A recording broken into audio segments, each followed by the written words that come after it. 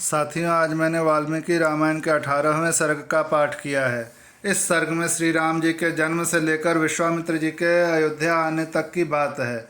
इसी में श्री राम जी का जन्म हुआ, उनकी शिक्षा दीक्षा हुई और इसके बाद वे वापस आने के बाद विश्वामित्र जी उन्हें दशरथ जी से मांगने के लिए अयोध्या आए हैं।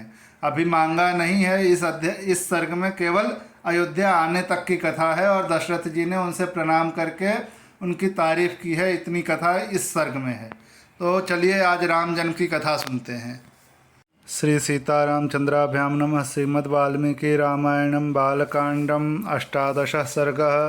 राजाओं तथा ऋष्यशृंग को विदा करके राजा दशरथ का रानियों सहित पुरी में आगमन। श्री राम, भरत, लक्ष्मण तथा शत्रुघ्न के जन्म, संस्कार, शील, स्वभाव एवं सद्गुण राजा के दरबार में विश्वामित्र का आगमन और उनका सत्कार। महामना राजा दशरथ का यज्ञ समाप्त होने पर देवता लोग अपना अपना भाग ले जैसे आए थे वैसे लौट गए। दीक्षा का नियम समाप्त होने पर राजा अपनी पत्नियों को साथ ले सेवक, सैनिक और सवारियों सहित पुरी में प्रविष्ट हुए। भिन्न भिन्न देशों के राजा भी जो उनके यज्ञ में सम्मिलित होने के लिए आए थे, महाराज दशरथ द्वारा यथावत सम्मानित हो मुनिवर वशिष्ठ तथा ऋषि सिंह को प्रणाम करके प्रसन्नतापूर्वक अपने अपने देश को चले गए। अयोध्यापुरी से अपने घर को जाते हुए उन श्रीमान नरेशों के शुभ्र सैनिक अत्यंत हर्षमग्न होने के कारण बड़ी शोभा पा रहे थे। उन राजाओं के विदा हो जाने पर श्रीमान महाराज दशरथ ने श्रेष्ठ ब्राह्मणों को आगे करके अपनी पुरी में प्रवेश किया। राजा द्वारा अत्यंत सम्मानित हो ऋष्यशृंग मुनि भी शांता के साथ अपने स्थान को चले गए। उस समय सेवकों सहित बुद्धिमान महाराज दशरथ कुछ दूर तक अपने पीछे पीछे उन्हें पहुंचाने गए थे। इस प्रकार उन सब अतिथियों को विदा करके सफल मनोरथ हुए राजा दशरथ पुत्रोत्पत्ति की प्रतीक्षा करते हुए वहां बड़े सुख से रहने लगे।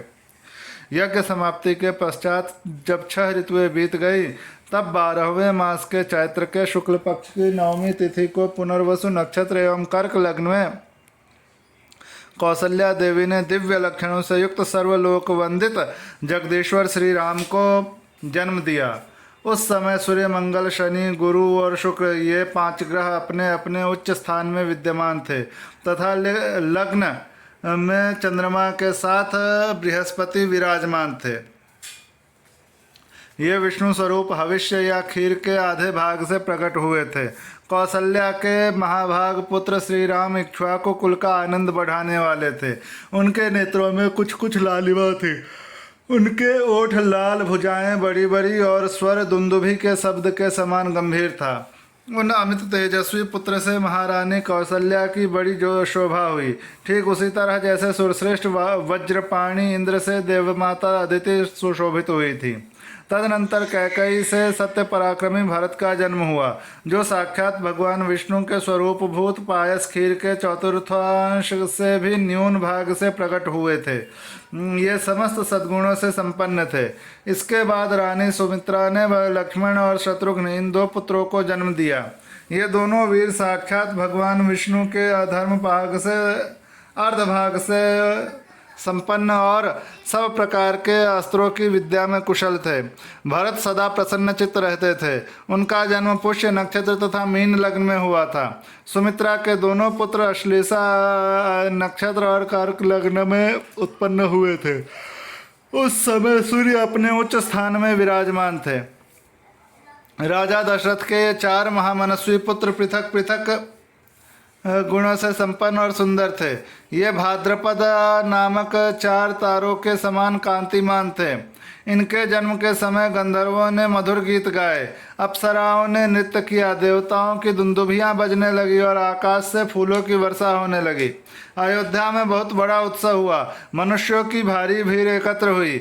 गलियां और सड़कें लोगों से खचाखच भरी थीं। बहुत से नट और नर्तक वहां अपनी कलाएं दिखा रहे थे। वहां सब और गाने बजाने वाले तथा दूसरे लोगों के शब्द गूंज रहे थे। दीन दुखियों के लिए लुटाए गए सब प्रकार के रत्न वहां बिखरे पड़े थे।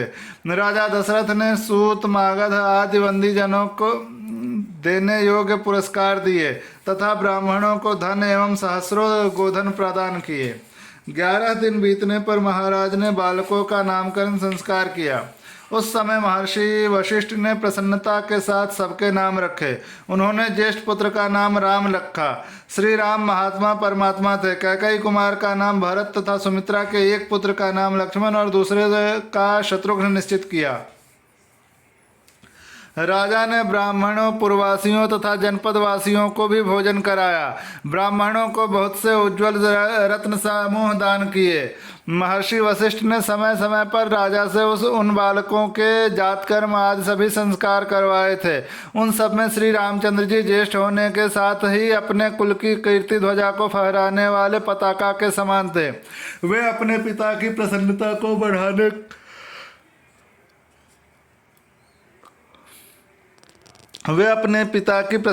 बढ़ाने वाले थे। सभी भूतों के लिए वे स्वयंभू ब्रह्मा जी के समान विशेष प्रिय थे। राजा के सभी पुत्र वेदों के विद्वान और शूरवीर थे। सबके सब लोक हितकारी कार्यों में संलग्न रहते थे। सभी ज्ञानवान और समस्त सद्गुणों से संपन्न थे। तेजस्वी और सब लोगों के विशेष प्रिय थे। वे निष्कलंक चंद्रमा के समान शोभा पाते थे। उन्होंने हाथी के कंधे और घोड़े की पीठ पर बैठने तथा रथ हाँकने की कला में से भी सम्मानपूर्वक स्थान प्राप्त किया था। वे सदा धनुर्वेद का अभ्यास करते और पिताजी की सेवा में लगे रहते थे। लक्ष्मी की वृद्धि करने वाले लक्ष्मण बाल्यावस्था से ही श्री रामचंद्र जी के प्रति अत्यंत अनुराग रखते थे। वे अपने बड़े भाई लोकाभिराम श्री राम का सदा ही प्रिय करते थे और शरीर से भी उनकी सेवा में ही जुटे रहते थे। शोभा संपन्न लक्ष्मण श्री रामचंद्र जी के लिए बाहर विचरने वाले दूसरे प्राण के समान थे। पुरुषोत्तम श्री राम को उनके बिना नींद भी नहीं आती थी। यदि उनके पास उत्तम भोजन लाया जाता तो श्री रामचंद्र जी उसी में से लक्ष्मण को दिए बिना नहीं खाते थे। जब श्री रामचंद्र जी घोड़े पर चढ़कर शिकार खेलने के लिए जाते उस समय लक्ष्मण धनुष लेकर उनके शरीर की रक्षा करते हुए पीछे चलते थे। इसी प्रकार लक्ष्मण के छोटे भाई शत्रुघ्न भरत के प्राणों से भी अधिक प्रिय थे और वे भी भरत जी को सदा प्राणों से भी अधिक प्रिय मानते थे। इन 4 महान भाग्यशाली प्रिय पुत्रों से राजा दशरथ को बड़ी प्रसन्नता प्राप्त होती थी। ठीक वैसे ही जैसे 4 देवताओं दिक्पालों से ब्रह्मा जी को प्रसन्नता प्राप्त होती है।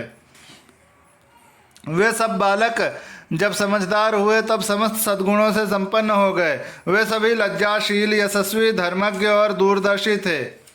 ऐसे प्रभावशाली और अत्यंत तेजस्वी उन सभी पुत्रों की प्राप्ति से राजा दशरथ लोकेश्वर ब्रह्मा की भांति बहुत प्रसन्न थे।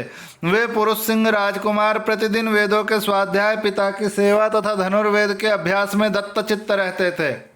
बंधु बांधवों के साथ बैठकर पुत्रों के विवाह विषय में विचार कर रहे थे, दत्तचित्त रहते थे। एक दिन धर्मात्मा राजा दशरथ पुरोहित तथा बंधु बांधवों के साथ बैठकर पुत्रों के विवाह के विषय में विचार कर रहे थे। मंत्रियों के बीच में विचार करते हुए उन महामना नरेश के यहाँ महातेजस्वी महामुनि विश्वामित्र पधारे। वे राजा से मिलना चाहते थे। उन्होंने द्वारपालों से तो कहा, तुम लोग शीघ्र जाकर महाराज को यह सूचना दो कि कुशिक वंशी गाधिपुत्र विश्वामित्र आए हैं। उनकी यह बात सुनकर वे द्वारपाल दौड़े हुए राजा के दरबार में गए। वे सब विश्वामित्र के उस वाक्य से प्रेरित होकर मन ही मन घबराए हुए थे। राजा के दरबार में पहुंचकर उन्होंने इक्ष्वाकु कुल नंदन अवध नरेश से कहा, महाराज महर्षि विश्वामित्र पधारे हैं। उनकी वह बात सुनकर राजा सावधान हो गए। उन्होंने पुरोहित को साथ लेकर बड़े हर्ष के साथ उनकी अगवानी की, मानो देवराज इंद्र ब्रह्मा जी का स्वागत कर रहे हों। विश्वामित्र जी कठोर व्रत का पालन करने वाले तपस्वी थे। वे अपने तेज से प्रज्वलित हो रहे थे। उनका दर्शन करके राजा का मुख प्रसन्नता से खिल उठा और उन्होंने महर्षि को अर्घ्य निवेदन किया। राजा का वह अर्घ्य शास्त्रीय विधि के अनुसार स्वीकार करके महर्षि ने उनसे कुशल मंगल पूछा। धर्मात्मा विश्वामित्र ने क्रमशः राजा के नगर, खजाना, राज्य, बंधु बांधव तथा मित्र वर्ग आदि के विषय में कुशल प्रश्न किया। राजन, आपके राज्य की सीमा के निकट रहने वाले शत्रु राजा आपके समक्ष नतमस्तक तो है ना? आपने उन पर विजय तो प्राप्त की है ना? आपके यज्ञ याग आदि देवकर्म और अतिथि सत्कार आदि मनुष्य कर्म तो अच्छी तरह संपन्न होते हैं ना? इसके बाद महाभाग मुनिवर विश्वामित्र ने वशिष्ठ जी तथा अन्य ऋषियों से मिलकर उन सबका यथावत कुशल समाचार पूछा। फिर वे सब लोग प्रसन्नचित्त होकर राजा के दरबार में गए और उनके द्वारा पूजित हो यथा योग्य आसनों पर बैठे।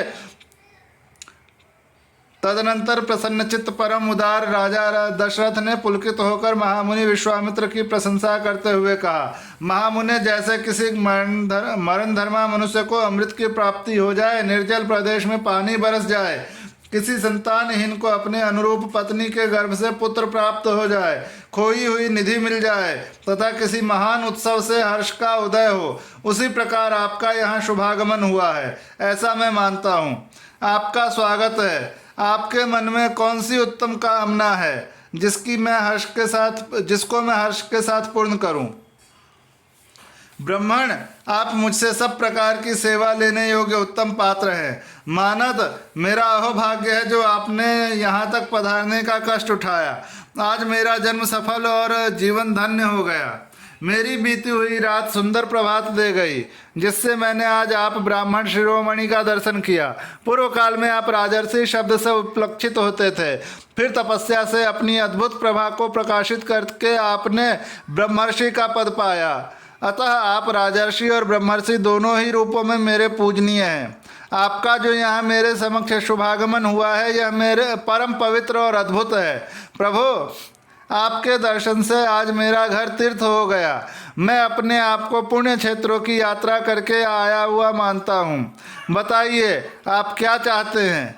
आपको शुभागमन का शुभ उद्देश्य क्या है? आपके शुभागमन का शुभ उद्देश्य क्या है?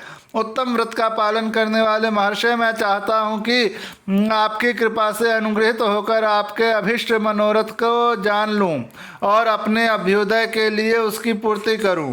कार्य सिद्ध होगा या नहीं, ऐसे संशय को अपने मन में स्थान न दीजिए।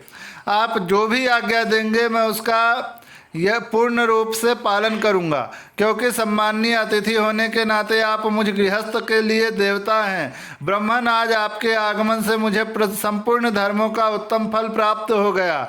यह मेरे महान अभ्युदय का अवसर आया है। मनस्वी नरेश के कहे हुए ये विनय युक्त वचन, जो हृदय और कानों को सुख देने वाले थे, सुनकर विख्यात गुण और यश वाले शम दम आदि सद्गुणों से संपन्न महर्षि विश्वामित्र बहुत प्रसन्न हुए। इस प्रकार श्री वाल्मीकि निर्मित आर्ष रामायण आदि काव्य के बालकांड में 18वां सर्ग पूरा हुआ।